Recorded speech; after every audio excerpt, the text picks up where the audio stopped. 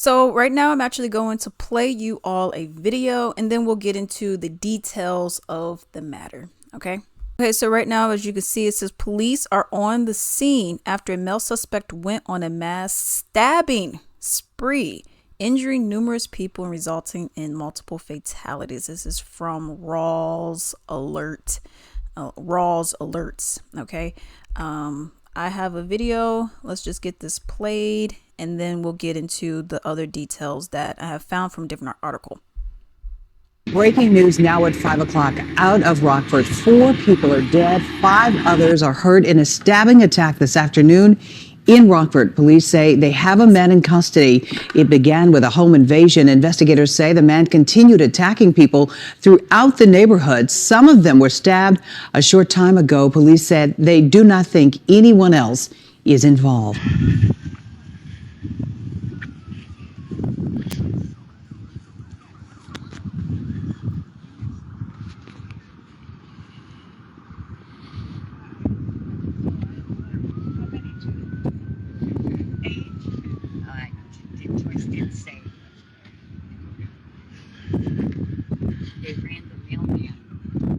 Pardon me? What to know about the deadly Rockford, Illinois stabbing spree. A 22-year-old man has been arrested in connection with the stabbing spree in Rockford, Illinois, that left 4 people dead within 20 minutes, including a U.S. postal worker and a teenage girl, and 7 other victims injured. It says following his arrest in the frenzied attack, the suspect, Christian Soto, put his picture up, waived his Miranda rights to remain silent and told investigators he was high on marijuana he claimed was given to him by one of the slain victims that he believed was laced with a strong narcotic. Yeah, sure. There was a lady that was in California. She stabbed her boyfriend, newly boyfriend. They were only together for like 3 weeks. She stabbed him like 108 times. And then they let her just get out on parole or something.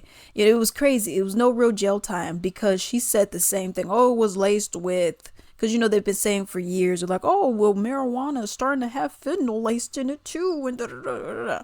Or that's an excuse y'all trying to make. But Hanley says Soto was conscious throughout the entire rampage, and they even recalled details of the entire attack in the interview.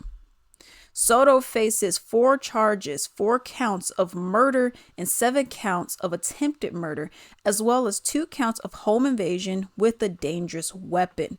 Soto's supposed to be arraigned. Rockford Mayor Tom McNamara identified those killed in the attacks. 15-year-old Jenna Newcomb, 49-year-old Jay Larson, 63-year-old Ramona Shogback, and her 23-year-old son, Jacob. And it says Hanley said Newcomb was beaten to death with an aluminum softball bat after warning her sister and their friend that a man had broken into their house. Officials said one of the 7 survivors of the attack remained in critical condition with 4 others in serious condition. Ruth Mendaka, the inspector in charge of the U.S. Postal Investigation Service in Chicago, identified Larson as the mail carrier who was killed in the attacks. A 25-year-old veteran of the U.S. Postal Service letter carrier, Jay Larson, was taken from his family and from his community yesterday. There was nothing but positive things said about him as well. The attacks unfolded around 1:14 p.m. local time in a residential neighborhood in southeast Rockford, which is about 88 miles northwest of Chicago. Okay. Hanley said the killing started at the Shoebox home where Soto was visiting his longtime friend Jacob. Hanley said Soto allegedly told investigators that he and Jacob smoked marijuana that he said was possibly laced. Soto said he became paranoid after the drug usage. He said he retrieved the knife from the kitchen at Jacob's house and proceeded to stab Jacob and Ramona to death. A witness told investigators he saw the suspect chasing Jacob out of the house and across the street, where he knocked the victim to the ground, began hitting or stabbing him with the object in his hand. The witness said the suspect got into his pickup truck and ran Jacob over. Wow. Hanley said that according to the witness, Shubak managed to get up and ran back into his house, and that the suspect stopped his truck, got out, and went back into the home where Shabaks were later found dead from stab wounds. Wow. The mailman, Larson, was attacked in the front yard of the home. Another witness said he heard a commotion going on in the front yard and saw the suspect on top of his mailman punching him. The witness told investigators he saw the assailant allegedly go back to his truck, retrieve a knife with the orange handle, and proceeded to stab Larson repeatedly. He said Larson yelled out to the witness to call the police. The witness said the suspect started to approach his front door, prompting him to close the door and lock it. So this actually kind of reminds me a little bit, before I continue, of the story where I believe it was an Amazon driver. And, this guy was ordering whatever. And there was just some random dude who was like partially clothed, if not completely naked. And he just started attacking him, attacking the carrier. And then you have the person in the house who, this is why he's even over here, is to deliver your package.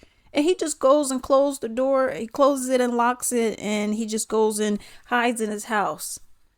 And I'm just thinking the whole time, I'm like, no one had a gun. No one had a bat.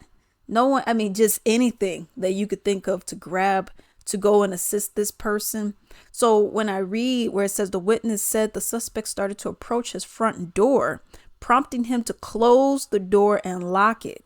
And you're just in a corner going like this, and I'm just saying, okay, it's just very interesting when you see stuff like that, because it's like, you really couldn't have helped in any way, shape, or form, something. Now you may say, okay, well, Alex, what if this was you? The witness says, hey, go and help me out or whatnot. Go and call the police. And you see the guy coming up to you. What are you doing? I'm picking up my gun and I'm shooting him. That's what I'm doing. So it's like, I'm assuming you're bigger than me. Not sure what the witness looked like, but you couldn't have grabbed something. Something. You couldn't have grabbed a weapon. Something, a pole in your house. You got a baseball bat. Something, if you got a gun, some pepper spray, nothing. Get your car and run this fool over. Shoot, if I don't have anything, at least I'm gonna try to get in my car if I have enough time to. Something, not blaming anyone. It's just observation. That's all. But let's continue. The witness watched from his window as a suspect got back into the truck and allegedly ran Larson over before putting the vehicle in reverse and backing over Larson. So you watched him do all this stuff and you're just watching from your window. Well, at least you let us know what happened. The prosecutor alleged Soto then got out of the truck and ran to a nearby home where he forced his way and stabbed a woman and her 2 children who all survived the attack with non-life-threatening injuries. So if you were to have stopped, pulled out a gun, or did something, a bat, something, anything, and if some other people could have helped or whatever, these people wouldn't have been hurt either. Not saying it's your fault. It's just interesting. That's all. Hanley alleged Soto then went to another home nearby where he fatally beat Jenna McComb with the softball bat and injured her sister and her friend in the basement of their home.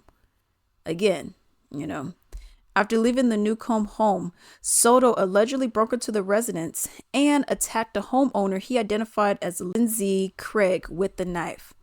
He said Craig ran from the home, but Soto allegedly caught her in her front yard and continued to stab her. Hanley said the attack was caught on a security camera. As Craig was being attacked outside her home, a Good Samaritan, Keith Fowerney, was driving by in his Jeep and stopped to help Craig. He says Soto stabbed Fowerney and attempted to steal the Jeep. So we've stopped to help. Let's hurry up, try to get you in there. You probably got out of your vehicle to bring the person in. Okay. But this is what I'm saying. The neighbor who was watching with the 4K camera could have done too, but Hanley said Fowerney chased after Craig and was trying to pull him from the Jeep when the Winnebago County Sheriff's deputy arrived and intervened. The Winnebago County Sheriff chased Soto on foot and arrested him after a brief struggle, all right, in which the deputy sustained cuts to his hands. Hanley said Soto was drenched in blood at the time of the arrest at about 1:35 p.m. They said this lasted for 20 minutes. Police said they do not believe any other suspects are at large in the attack. Okay, it says Rockford Police Chief Red said that federal agents, including the U.S. Postal Service investigators, are also assisting in the probe. Like I said, not blaming. I'm just saying, I just find it interesting that you couldn't have intervened in any way. You gave us eyewitness testimony because you were witnessing people getting murdered. But you were just sitting back like, ooh, I hope he don't come over here. Oh, he's coming up. Let me go and lock my door. When you did the whole, let me go and lock my door, and you seen that the person was retreating, if you had like a gun, for example, a BB gun, something, that would have been a perfect time to go and get it and shoot them. Injure them. Make sure they don't move or they'll be shot again. Keep your distance. Wait till police come. And then those other people would not have had their house, one, broken into, them getting injured and or dead. Not blaming. I'm just saying that's something that I would expect you to do in a situation like this, because in a situation where, and this isn't like some family bickering, you see that, okay, people dying over here, in a situation like this, if the roles were reversed and something was happening to you, wouldn't you want your neighbor to be like, oh shoot, let me go and get my 9 or something, let me go and get this. Let's have 3 neighbors over here with baseball bats. Let's have a neighbor over here with the knife. Let's have 2 neighbors with the gun, and let's see if we could take this fool down. You know what I mean? But let me know what you all think about this crazy story down below.